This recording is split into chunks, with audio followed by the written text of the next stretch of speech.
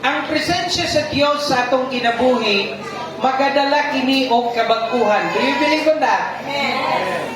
Kaya ang tao nga nakasinati sa kamaayo sa Dios, wala siya laing padulngan kung dili mabag-o. Amen. Basta makasinati ka sa presensya sa Ginoo, wala kay laing padulngan kung dili kabag-uhan. Kay tungod ang presensya sa Ginoo, nagadala kini og transformation. The new cloth and the new wineskin symbolize the radical change. Ano daw yung simbolo nun? Radical change. So nag-symbolize kini og radical change that happen when we encounter Christ. Tinaw kayo, no? That when you encounter Christ, magkaroon ka talaga ng radical change. Praise the name of God. Okay, number 1, the call for renewal. So naagyo dahil dili lang ni rehistro sa sakyanan, dili lang ni driver license ang kailangan nga ipa-renew. Pati pod ang atoang pag-alagad sa Ginoo, kinahanglan natong i-renew. Kay basin dugay na expire na. Hello? Inang utapan, ayaw gulatang ma-expire. Niya siya. Diba? Kung hita, basin expire na. Kabalo ka basta expire na, wa na lasa sa pagkaon, di ba? Kung may lasa man siya, lain na ang iyang lasa. Kaya kung napansin nimo nga imong pagpangalagad, murag na anay diferensya. Murag wa na may lami. Basic expire na. Hello? Yes. Kapo ba mo diha? Okay. So, Jesus called us for renewal. Jesus uses the imaginary of the new cloth and old garments to illustrate that the meaning or the message of the gospel is not simply an addition to our old ways. Remember this word, brothers and sisters. May nakasanayan na ta, nanatay na andan kaniadto. Diba? Gikan sa atong pagkabata, hangtod nga ni Dakota, hangtod nga kung unsa ta karon, naay mga atuan ng naandan nga atong ginabuhat. And I want to tell you today, the gospel of God or the gospel of Christ is not an addition. Hindi po ito pandagdag lang doon sa kung unsa ang atong nasanayan. Hello? You need to choose your old way of life or what the gospel says. Tapa ba mo diha? Hinahanglan mo pili ka. Dili pwede sa tunga na lang, dili. You need to choose. Sa daan bang klase nga kinabuhi nga mayroon ka or kaning pulong nga giingon sa Ginoo nga mo'y dapat natong ikinabuhi. Mamili ka. Kanus na ka mamili? Unya na ba o kanang nag-ilog na ginhawa? Hello? Unya na ba o dili na makaya?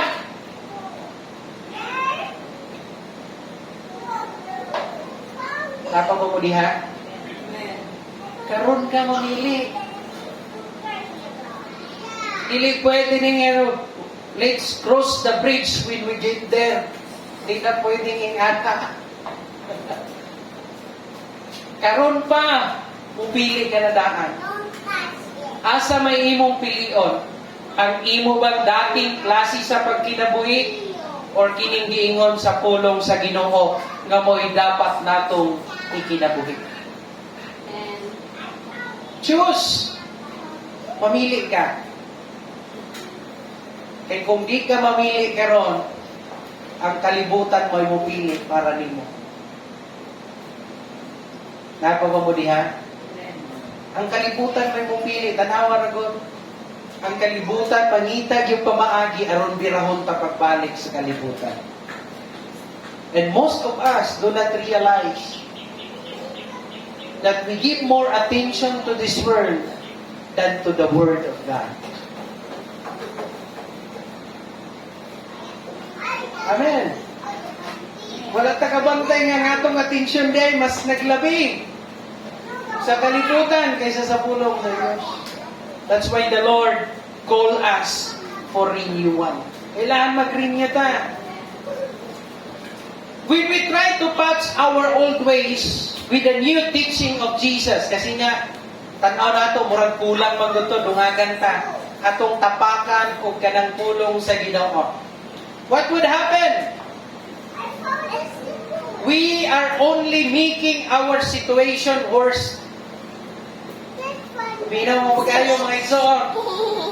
Sa dihang atong tapakan ra, katong mga daan natong klases pagkinabuhi, kaya nakita natong na mga kapalpakan. And we think, kang pulong sa Ginoo mo'y makatapak. We are only making our situation worse.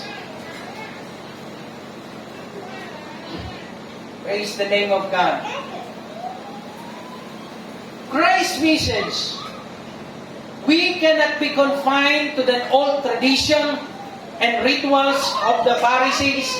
Instead, it calls for a complete renewal of our hearts and mind. O sa dagingon, kanang kumplito, kapag kanang kabaguhan, kumplito nga kausaban, bili na pwede nga magpabilin paghihapon ta dito sa dati natong tradisyon, mga ritual nga nakasanayan, and then we say, praise the Lord, dalay ko ng ngalan sa Diyos. Hindi pwede yung ganun, mga kapatid. Anong sabi ng talata? Hindi po nasulat dito. Okay, ayun. 5:17 ng 2 Corinthians. Therefore, if anyone is in Christ, the new creation has come. The old has gone. The new is here. Napabay tao diha? Amen. Kuna kay Kristo, usa daw mahitabo sa daan, mawala. Unsay mo puli ang bag-o. Mabitaw ng dili na jud ay pwede nga magkinabuhi pagka sa dating kinaiyahan o sa dating naandan nato kapag kinabuhi, kinahanglan embrace nato ang pagkinabuhi nga giingon ni Kristo. Lisod, no? Lisod siya buhaton kung ang imong kasing-kasing mas nahigugma sa kalibutan. Pero pag nahigugma ka sa Diyos, walay lisod. Kaya nga naman, dili ikaw ang nagbuhat, kundi ang gugma sa Ginoo nga naa sa imong kinabuhi. Walang lisod kay buhaton, nga naman, mabitaw ng waragod na ang example, kanang nahigugma ka sa usa ka tao. Bisag unsa ka lisod ang dalan, amo tungyod nimo kay nahigugma man ka. Bisag baha, mutabok. Kay tungod na ang iyang hinigugma, tuwas tabok. Pero kung wa ka nahigugma atong tawhana, ulan lang gani, di na ka moabot. Diba? Murag mo ulan pa yan eh. Kung pag-iulan, murag mo ulan pa lang. Una-una na dayon gani. Murag mo ulan man. Hello? Unsay diferensya? Gugma. Pag wag yung ka mahigugma, lisod. Hastang lisura. O bito na mga ginikanan, mga tatay, nagkakutan na rin yun ng inyong mga bana. Ano kung maningkamot ko ng trabaho? Para makakaon lang ba mo? Tungkol kay nahigugma ng inyong ginikanan sa inyo. Kaya wag mahigugma, magtrabaho ba mo na? Pagpatuyan naman po na sa inyo galingon. Hello? Pero naningkamot, kapakita yung pagpursigi. Kay tungod na ay gugma. walay lisod sa taong nahigugma. Aber, isa pa'y nalisdan nga nahigugma, mas igani magdagdag araw ang amahan. Kasulay ba? Kung isa nakasulay, ano? Ako, Armalite. Nakasulay ko, pero ayos lang. Huwag mong kumahagdog ko.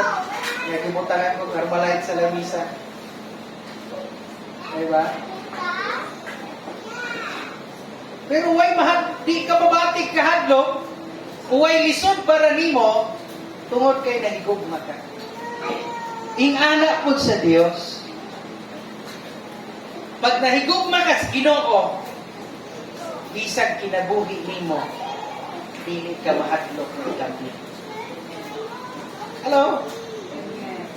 Para kayong ang sama ang tingin niya sa akin. Diba?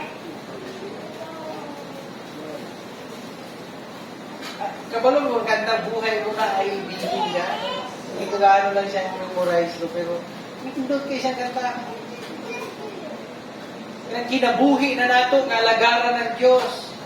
Kinabuhi na nato ng igugmao ng Diyos. Ibig sabihin, kung wala ang Diyos, wala tayo kinabuhi. Praise the name of God.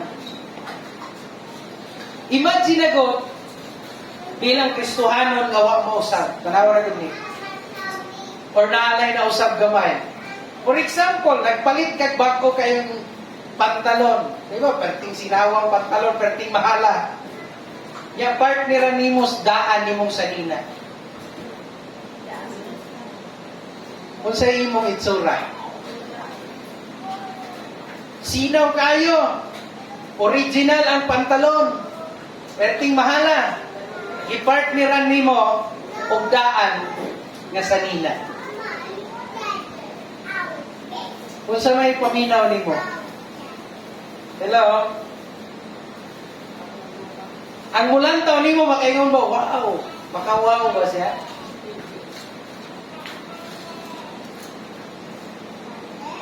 Diyan ba kayo? Di ba mas wow siya kung bago ang pantalon, bago po na sanina. Kaya ang kinabuhi sa Kristohanon dili pwedeng baguhon lang nito sa kaporsyon sa kinabuhi. Ang uban ayaw lang kilabti. Dili na pwede. When we talk about transformation, sabi nga, radical change.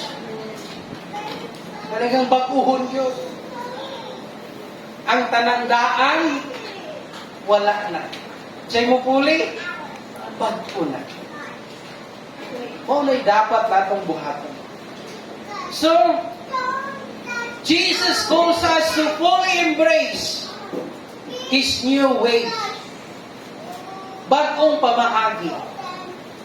And sheathing the old garments of sin and tradition that no longer serve us.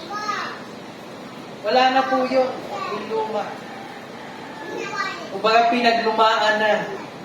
Wala nang may dudulot na mabuti sa iyo. Amen po mga kapatid. Point number 2. The necessity of change. Basa, ano sabi? Romans 12. Do not conform to the pattern of this world, but be transformed by the renewing of your mind. Pagkatinaw nga punong, klaro kaayo. So, kining second point, we draw from these parables is the necessity of change. Jesus highlight that new wine requires new wineskin. Wineskin made from animal hides were designed to stretch and expand as the fermentation process occurred.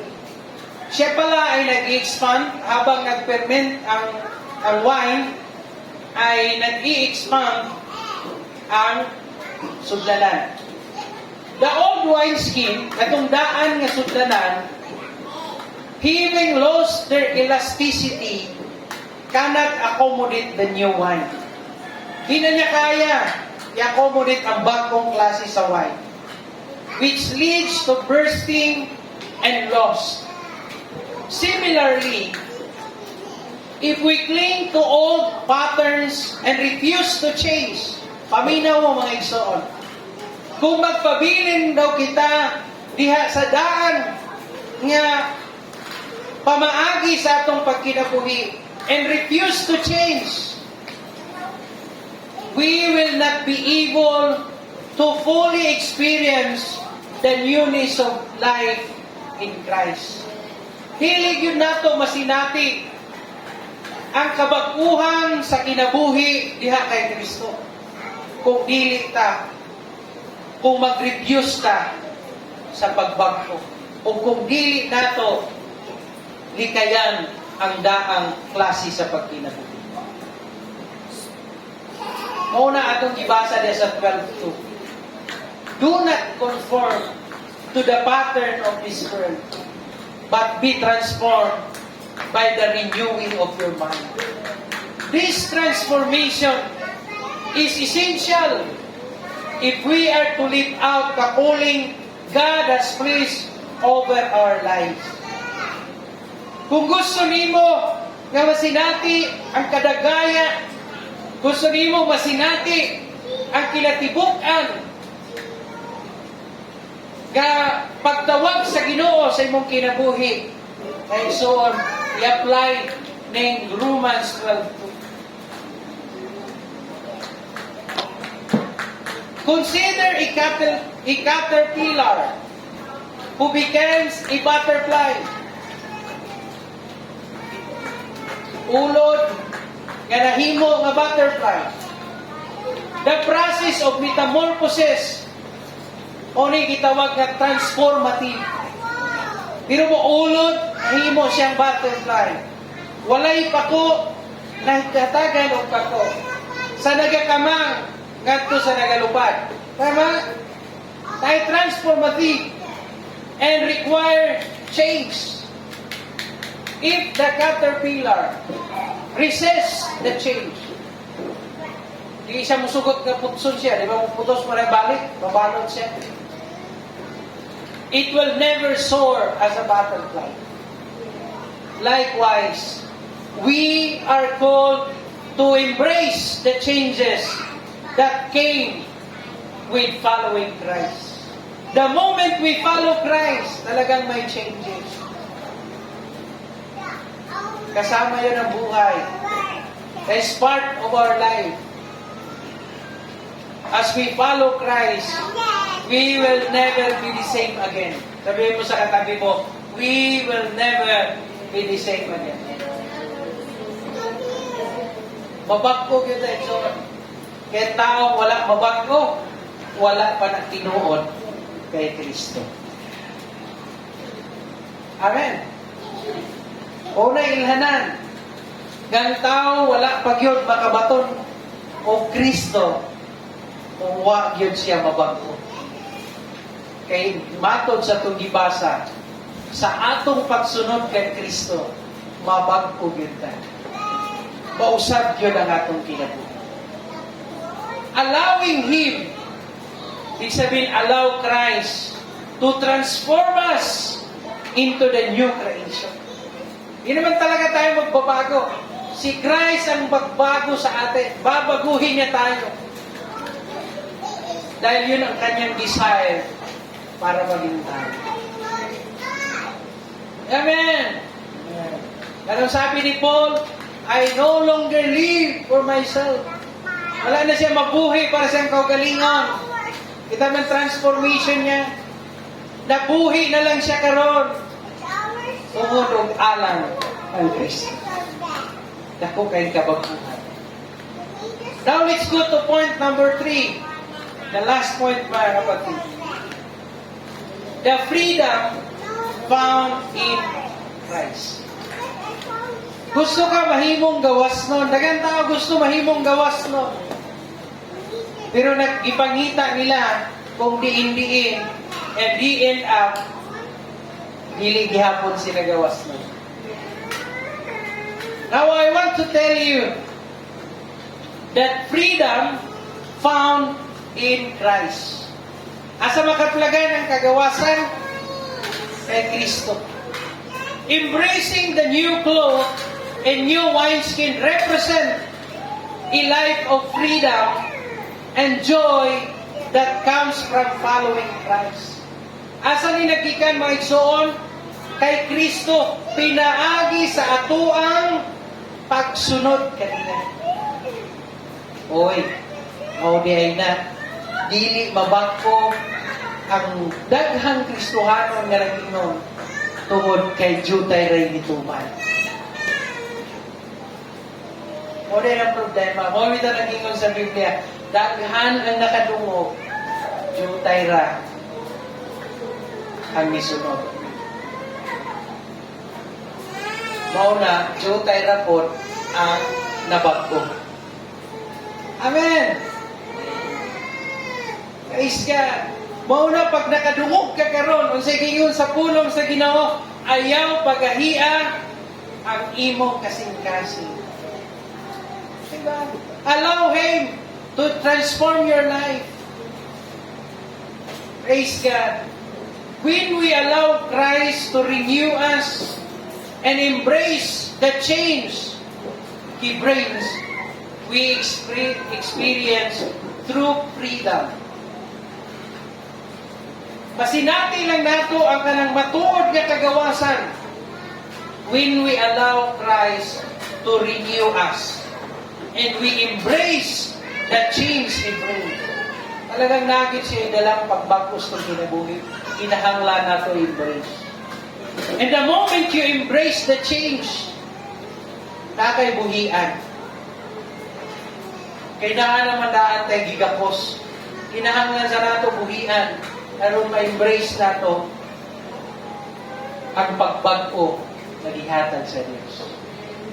Praise the name of God.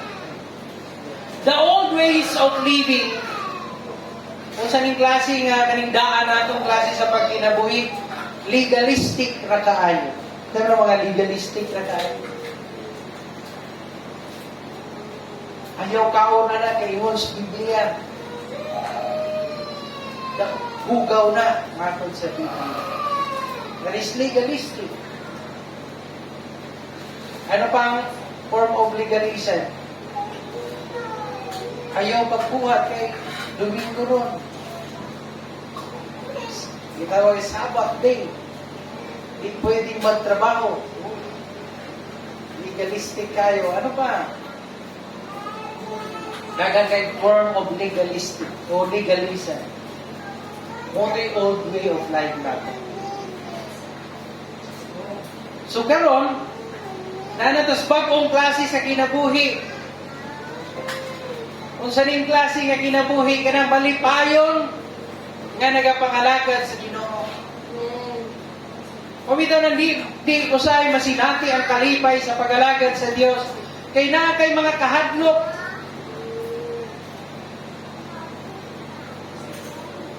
Nahadlok ta nga base yun niya o kana dili ko angayan kay naa ko'y na dili maayong nabuhat. Kinsa bagay wala diri nakabuhat o di maayo. Amen. Hadlok maglidog ka ng kahit kung ka ng buluhaton sa Ginoo kay hadlok lagi mo ingon ang tao ito pa basi niya o ka ng kung sa ingon. Eh nakailara ba rin ako? Hello?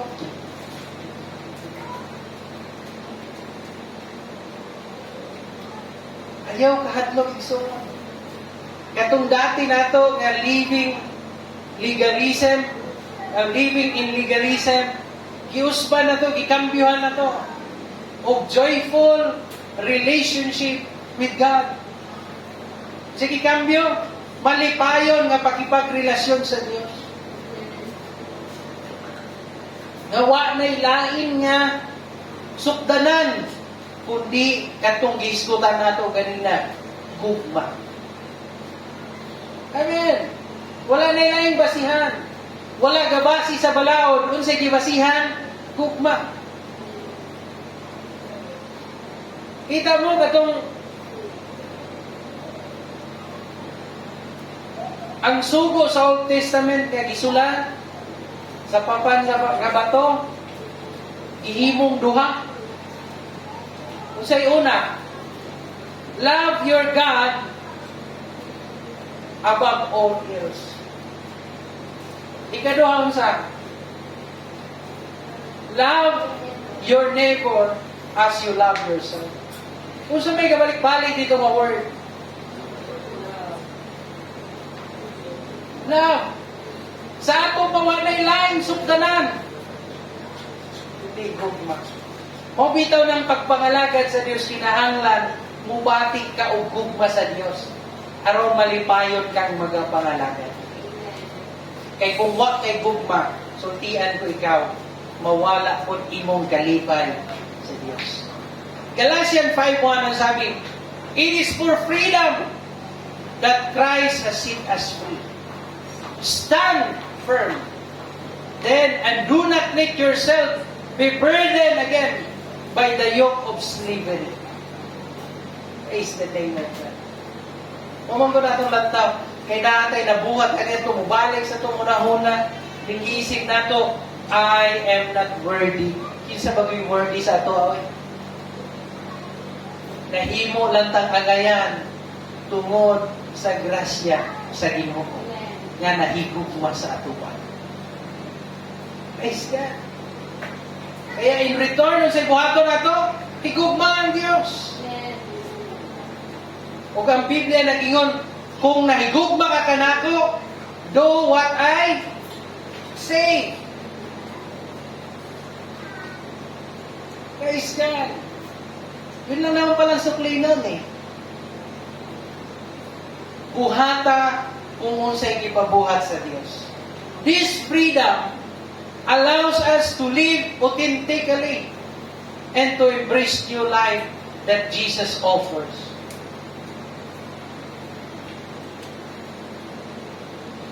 Let us reflect on the powerful lesson of the parable of the new coat and new wineskin.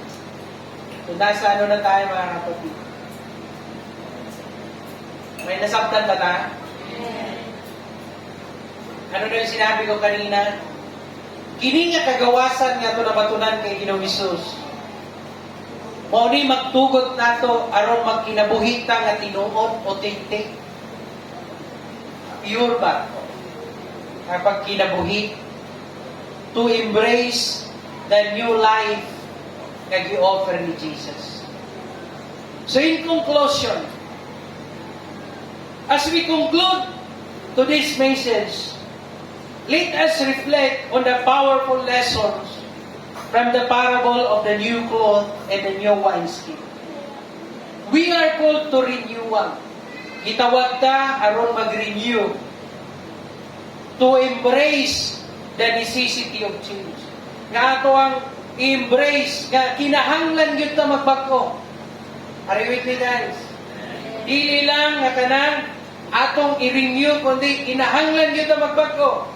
Aron atong masinati ang kagawasan nga mag-aabot sa atong pagkinabuhi diha kay Kristo.